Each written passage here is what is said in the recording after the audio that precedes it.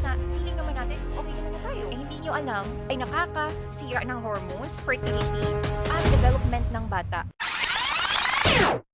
Hi guys! So today, sasagutin natin yung isa sa mga tanong ninyo na bakit pa kailangan natin ng Kangen water sa buhay natin? Sanay naman na tayong magpa-deliver lang. And for how many years na feeling naman natin okay naman na tayo, 'di ba, sa tubig na pinapa-deliver natin. Pero anyway, familiar ba kayo dito? Eto, ayan, and eto, and ayan. 'Di ba? Yan po yung mga mostly deliveries ng mga tubig natin na iniinom araw-araw. Yan po ang pinaka-sad part. Kasi napapansin ninyo na mostly yung mga dinideliver na tubig sa inyo is mainit pa. It's because nainitan po yung mga tubig na dinideliver sa atin. At napaka-sad po na part yun. Kasi hindi nyo alam na kapag nainitan yung plastic na yun, nalalagyan ng tubig, napupunta yung toxic chemical sa tubig mismo na iniinom natin araw-araw. Yung toxic chemical na yun is meron po yung BPA or bisphenol A. Yan po ay nakakasira ng hormones, fertility, at development ng bata. Kaya most of the people ngayon, mahirap na magkaroon ng anak.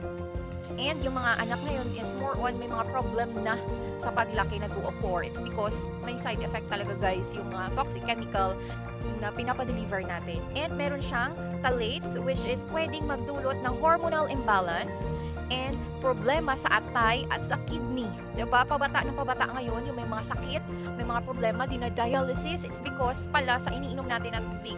And meron din pong microplastics at napupunta yan sa ating katawan at based sa pag-aaral ngayon, ang mga microplastic na yan, nakikita na din sa mga organs ng tao na yan na po yung nagkukos ng mga sakit ngayon. Diba? Grabe talaga yung mga side effect palaga guys ng tubig na pinapa-deliver natin na nai-expose sa init. And yun po yung isa sa pinaka-dahilan kung bakit nagka-interest ako sa Kangen. Kasi napaisip ako, diba? Deserve ba to ng mga mahal ko sa buhay na yung iniinom nila is yung dinideliver na initan and pwedeng mag-cause ng sakit sa kanila in the long run. 'Di ba? Yun po yung actually nung una hindi ko din ma-appreciate yung Kangen.